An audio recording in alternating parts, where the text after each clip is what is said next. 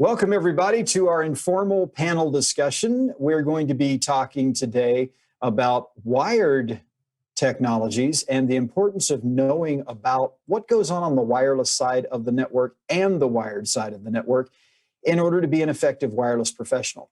And I have with me today Jonathan Davies. He is CWICP certified. I just want to throw that out there. And he's also a CWNE. And we also have with us Jennifer Minella, and she's from Carolina Advanced Digital. And they are going to be sharing with us some of their thoughts on wired networking today. Now, the focus here is on the kind of stuff that if you're a wireless professional, if you consider yourself to be a wireless professional, that's your niche or your primary focus, that there are still things you need to know about the wired side in order to be effective as a wireless professional, because there are times when sometimes it should just be obvious to you that the issue may not even be on the wireless side because you understand what goes on the wired side of the network. And it's not always about a wire. Sometimes it's about a service that's running on that wired side of the network. And so we're going to be talking a little bit about that today. Now, what we're going to do is we're going to let Jonathan, JD, talk the most about it because, well, he was the one originally scheduled to talk. And Jennifer and I got together and we said, you know what, we're going to help him out because he's working so hard on some other projects. And we're going to con him into thinking that we're going to help him with his presentation, get him to come live onto this session. And then he's really the one that gets to do all the work. So here we are with Jonathan. And seriously, though, he's going to do a lot of the talking today because he's the one who's been thinking about a lot of these issues recently. And it's one of the main reasons why originally he was just planning on doing a talk. But then what happened in reality is I came to him and said, Jonathan, you're the most qualified person I know to do this CWICP course for us. And this is the first one ever. And I would love for you to do it. And he thought about it for a few days, realizing the sacrifice he was going to have to make, and did agree to do it. He did a great job for the CWICP training class and the group in that class on Sunday, Monday, and Tuesday. So because of that, we wanted to free him up a little bit so that he didn't have to do as much preparation for this and instead just be able to talk freely about some of his thoughts and ideas. So JD, what I'd like to do is maybe let you begin at this point and give us a bit of your thoughts leading into why this topic was important, and then you can go ahead and talk about any of the other topics that you want to talk about as well. Sure, Tom. Thank you for that. Thank you for that trickery and introduction as well. So really maybe the onus for this talk goes to a conversation I had with some other wireless professionals near the beginning of the year before COVID kind of began to really affect the majority of our lives. And from that conversation, one of the takeaways I had was that a lot of the wireless professionals who've entered the field within the last 10 years really had a very different experience than what I had. And that is the majority of us, or majority of wireless professionals came into the wireless field where everything was kind of a controller-based architecture. And so what that meant ultimately was there in a larger organization especially, but even some mid-sized organizations, that their realm of responsibility as the Wi-Fi person was really nothing more than ensuring the access point sat on an access port on a switch and could actually make it back to their wireless controller. And then we essentially had, this, well, actually, there were a lot of benefits we got out of that, right? So you have the simplicity of the configuration for the access point, but those wireless controllers generally sit in highly controlled areas in data centers and large MDFs, where from there they also hand off to, they're very close to firewalls and internet access, and so it really kind of simplified the architecture down, and it really, from a LAN perspective, simplified the role of wireless professionals. Well, there's a few shifts that are kind of happening in the industry, and we're kind of starting to see signs of those. Maybe the one that sticks out in a lot of people's heads is, of course, Meraki, this cloud-based controller. A lot of people think of them as the first, but the reality is there have been other players for a long time that have done that, and But we're also seeing kind of this explosion of Mist, and Cisco has some cloud-based offerings, and Aruba has cloud-based offerings where the controller resides in the cloud or somewhere out on the internet. And so what that means is we're now no longer tunneling all of our traffic to a controller, which means we now have to kind of reacquaint ourselves with the LAN and the complexities that can sometimes be involved with that. So the majority of this time, I would love to give you the details of specifically how to configure and troubleshoot all of these things. One, you don't want to listen to me that long, and two, the reality is that between different manufacturers, and even sometimes between different models within manufacturers or different architectures within the same manufacturer, all of this changes. So this is definitely this puts the onus back on you as the viewer and as the wireless professional to begin digging into this. So what do we give up? What do we give up when we're no longer tunneling traffic to the controller? Well, first, now we have to consider things like what VLANs do we need to trunk to those access points, right? So now we're talking about fully understanding how in the network that we're responsible for, how are VLANs trunked? What's the basic configuration for that? Are we specifically pruning VLANs? Kind of allowing them all? What's our design there? And then the kind of knock on that is now we have to begin thinking about security, right? So we have to think about security and ACLs, and should we be applying those to the switch ports, to the VLANs and the sub interfaces that may be management VLANs for our access points. To ensure that, for example, guests have access only to the network services they need, which might be as simple as DHCP DNS and a guest onboarding server, and also the access to the internet.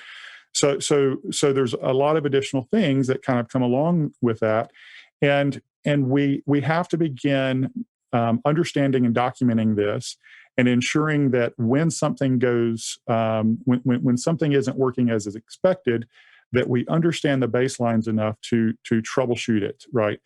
Maybe even if the LAN still isn't our primary responsibility, we should be able to troubleshoot on a level that we can assist the LAN team and at least help them understand that we've done our job, our due diligence, and we're not just kind of tossing a softball over the fence, going, "Hey guys, I think it's you." Another great example of one of those fields that can kind of become a little bit more complex is QoS. We do a lot of voice over IP over wireless. These days, that's no longer the uncommon thing, especially with all of the video conferencing that now takes place. We have to kind of factor that in.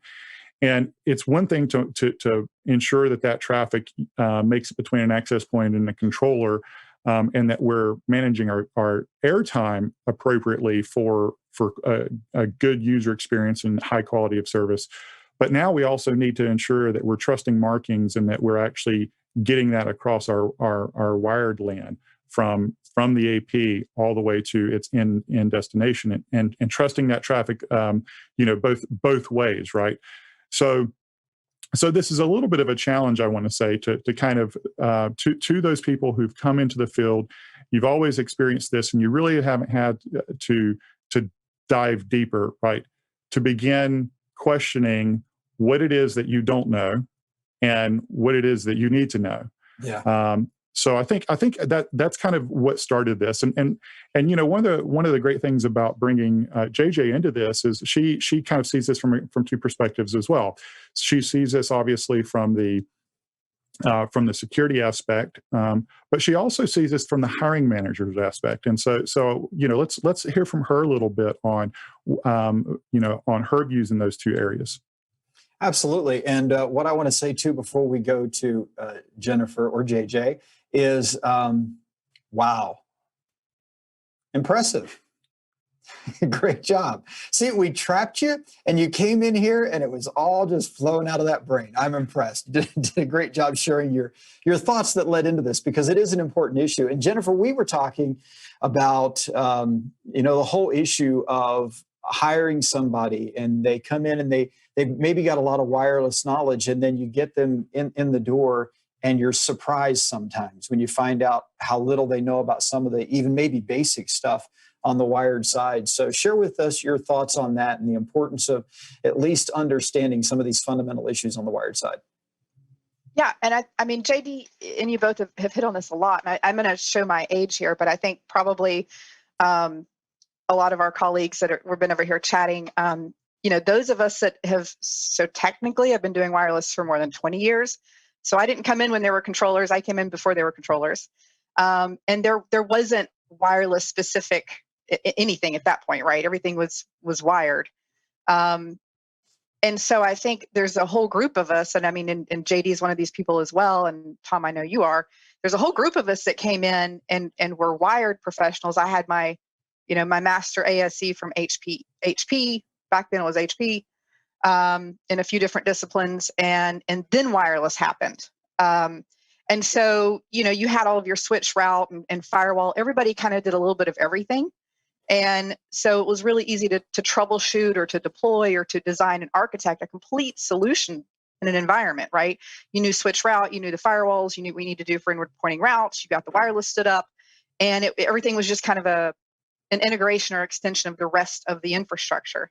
And then, fast forward 10, 15 years down the road, and now, I mean, obviously the wireless technology is more, I hate to say it's more complicated, but there's more to know. There's more, standards. There's more revisions that have happened.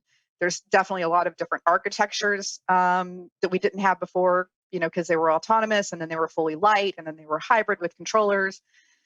Now we're cloud.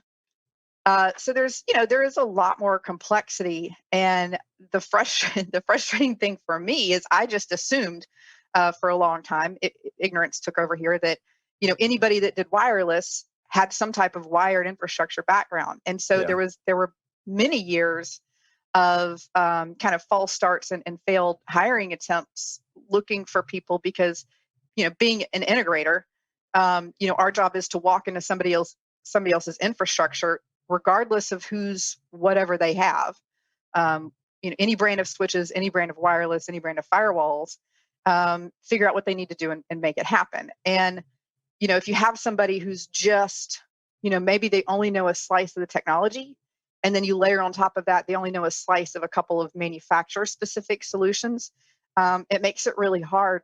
It makes it really hard for us hiring. But as a professional now, with everything changing, like JD was talking about with the different architectures, if you get stuck in that kind of rut, it's really hard to adapt to where the industry is going. Yeah.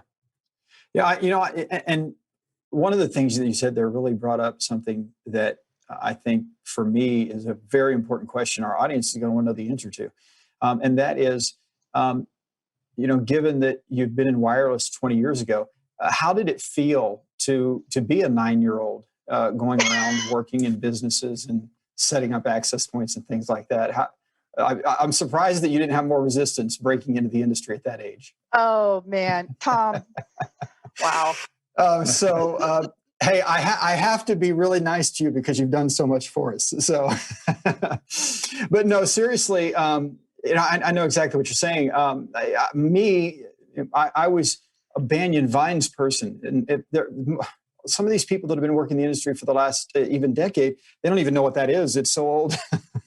And so I was working in a Banyan Vines environment before I ever came into wireless, and we had to make the big transition into TCP/IP. So when you've been here for a while, you do. I think you forget that not everybody came through the same evolution that we did.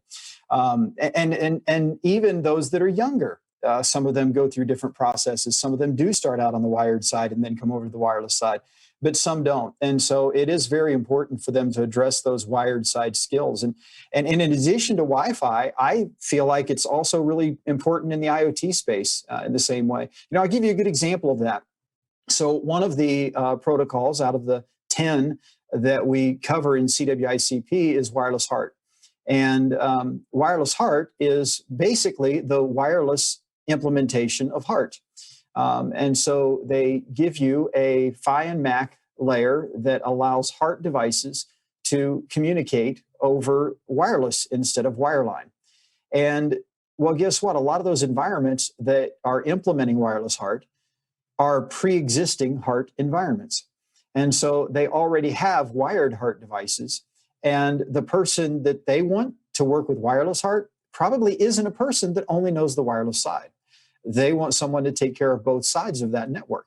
And so it's very important to understand them. Now, in my opinion, HART is one of the simplest wired protocols to ever understand because it's not at all complicated in its communications or how it works. And that does make it simple. And then the wireless HART side adds tremendous complexity in comparison, trying to understand how it works. And so the wired side of a lot of IoT, if you just think about the connectivity side of it, is really pretty simple in a lot of industrial IoT especially, because it's not about complexity, it's about getting very small signals through very rapidly. And so when you're dealing with a lot of the old PLC systems and things like that, SCADA systems, DCS systems, there's not a lot of complexity in the actual underlying protocol, but there's a lot of complexity in the management systems that control those environments. With the wireless, we do add a lot of complexity. And I think there's almost an assumption for a lot of people that primarily focus on wireless, that wireless is so complicated, wired ought to be easy. And I shouldn't have any problems with that. And so then what happens is when they do start to experience problems that are linked back to the wired side, they're not prepared for it because they just assumed, wired works, right? You plug it in and it works. Wireless is where the challenge is. But the reality is that there are challenges on both sides of that access point, if you will. And we have to be able to address those issues. I would like to ask one question. I want to make sure I fit this in before we're done. And that has to do with CWICP. So Jonathan, you got the chance to teach CWICP for 3 days. And I already mentioned there are 10 different protocols covered in CWICP. And to be fair, several of them are based on one of them. So there are a few protocols based on 802.15.4, but we still have to understand the higher layer communications that take place with those protocols. So here's my question for you. In the process of this, what were a couple of things about these different IoT protocols, JD, that really stood out to you as interesting or unique about how they work? Because we may have implemented some of them before, but you can implement a protocol without really studying under the hood how it works. For CWICP, you kind of had to go into that hood and figure out how this stuff works. So what were some interesting things that you encountered when studying anything from lower-end Sigfox to ISA 100.11a or any of those protocols in the track? Well, that's a great question, actually. There's two protocols that really kind of, I guess, jump out when I think about this track. The first is LoRa. Whenever Jamel talked about this yesterday, I was tweeting about it and how that it's kind of I would call it my favorite protocol because it's so interesting in the way they do. And as he said during I believe it was during his talks, or it might have been in the chat, LoRa can actually you can successfully decode packets from LoRa at -20 SNR, not -20 dBm from an RSSI, but -20 SNR. So you can actually have signal that's 20 dB, was it 19.5, I think is what you actually corrected, at dB below the noise floor and still successfully decode. And that's like a goal level, right? Exactly. So we're talking about the thing I think a lot of people miss on IoT is a lot of times we are talking about minuscule amounts of data that we're trying to get from point A to point B. We're not going to stream a YouTube video on LoRa ever, right? Even if you're right beside the LoRa access point. But the ability to carry that data over 10 kilometers without issue and things along those lines is really kind of interesting. The other one is Thread. So Thread really brings in three of them because the example I use is the Russian nesting dolls, but you have On the outside of it, you have 802.15.4, and you pull that off, and then inside of that, you've got 6LoWPAN, which is how do we put IPv6 address space inside of inside of IoT networks, right? Where our maximum frame size is 127 bytes, right? So there's that adaptation layer, and then you take that out, and then inside of that, you've got Thread. And honestly, I believe Thread, looking to the future, my guess on the future, if I look 5 years down the road, I believe Thread's going to be probably the predominant player. So those are the two that I kind of think about a lot. And in some ways, in the same way that we're asking people to begin expanding their view of their current environments, right? So So in your current environment, find out, what are what's the LAN routing protocol that you run there, right? So I'm not asking you to be a BGP expert. You don't have to worry about prepending ASNs or any of that other stuff. But if it's, find out, is it EIGRP or OSPF? Hopefully one of those two, begin understanding how to at least check the routing table to ensure that the where you're trying to go, or that new network that you stood up for, guest access or whatever, is actually accessible and is where it's at. The same goes for IoT. So with IoT, it's ultimately, unless you're studying for the certification, which I think is going to be an excellent certification for implementers and a lot of people who are going to work in that field, also be aware of what those capabilities are. And so that if someone comes to you and says, hey, I've got this really long link and the data is minuscule, how do we do this? The answer is not always 802.11, so be aware of what those other things are. And then when the time comes, right, you know at least enough to go, okay, I want to consider this protocol. Does this protocol fit what I'm trying to do? And if it does, then you can dive deep. Then you can be an expert, right? I'm not asking you to be an expert in the LAN, in the LAN side. And CWICP is going to give you a whole lot of information for a broad assortment of things. But even it can't take you all the way to expert level for Thread or any of those specific protocols. So it's just a matter of making it part of your your daily activities to continue to add to that knowledge and continue to challenge yourself to be a better wireless LAN professional tomorrow than you were today. Exactly. Yeah, and one of the things too that is important, for years now, the question comes up on occasion about Wi-Fi. Will there be a time when wireless connectivity is so ubiquitous that the wired network is gone? And it keeps coming up, right? Year after year, at least every few years. It's almost like the IPv6 thing. Well, next year it will replace IPv4. And so in the same way, it seems like, well, next year wireless is going to replace wired. But the reality is, I don't think anyone has any expectations that wireless is going to replace wired anytime soon. And we see it in every type of environment that we look at, whether it's IoT or Wi-Fi IoT or non-Wi-Fi IoT or Wi-Fi for user access. All of them go back to a wired network today still, or the majority of them do. And so the reality is that wired side is going to continue to exist. I mean, when you study these IoT protocols, there's something in each of these protocols called a router or a gateway or a coordinator or something.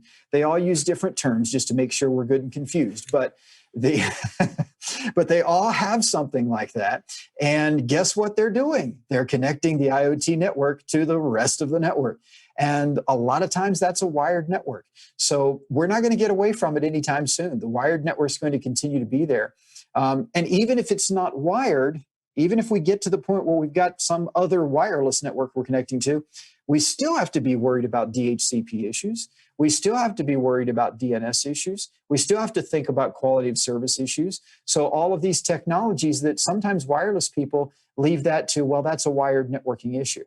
We can't do that. We have to make sure we understand those services and those technologies. So as we're getting close to the end here, what I'd like to ask you, either one of you, if you could pick 3 services that run generally today on the wired side of the network, and you think every wireless professional should know these fairly well, what would you say those 3 services would be? And if you have to pick 4 or 5, I'll let you, that's okay. But But what do you think?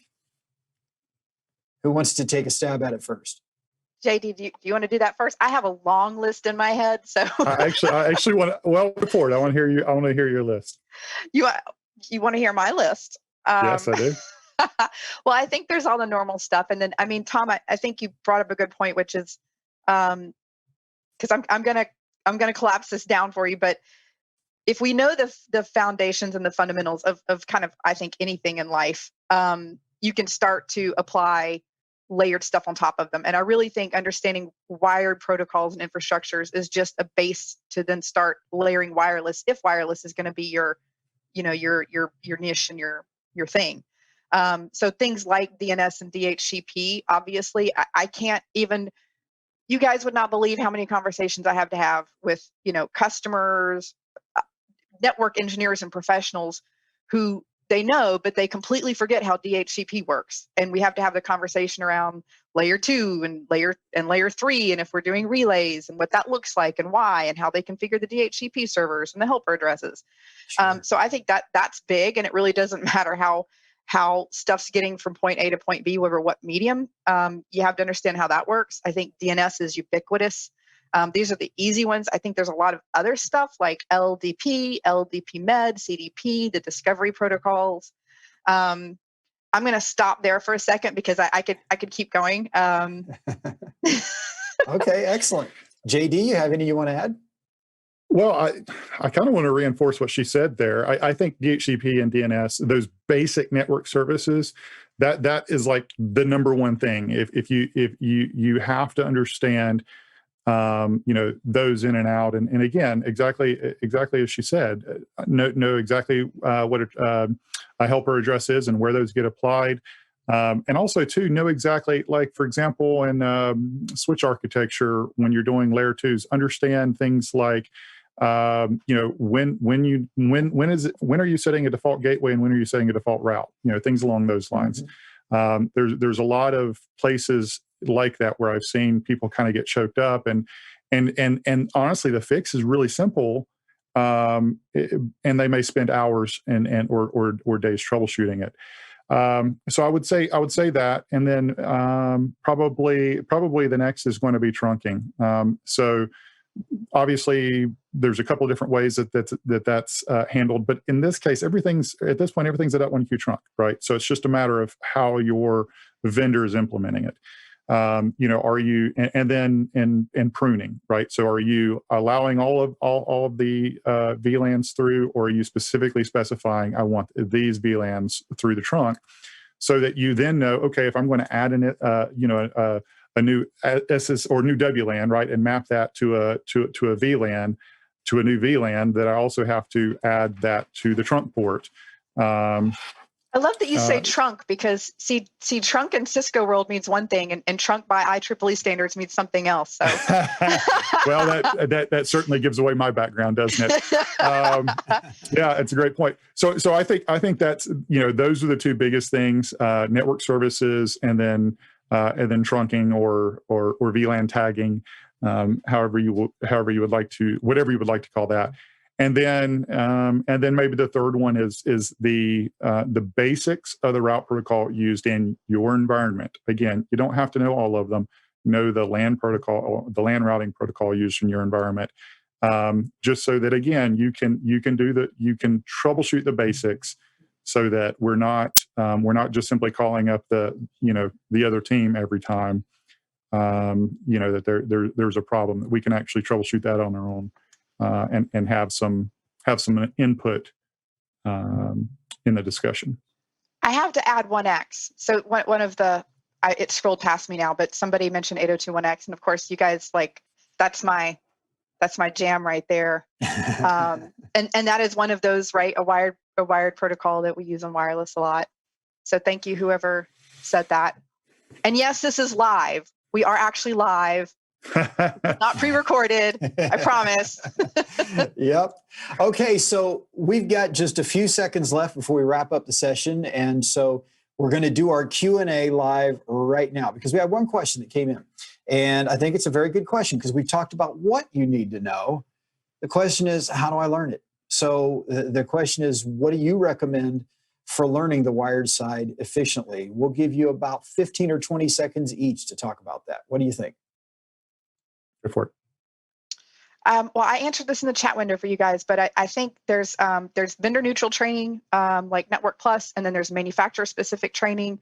It really kind of depends on what your background is. If you know nothing, I think maybe the vendor neutral training is a great place to start.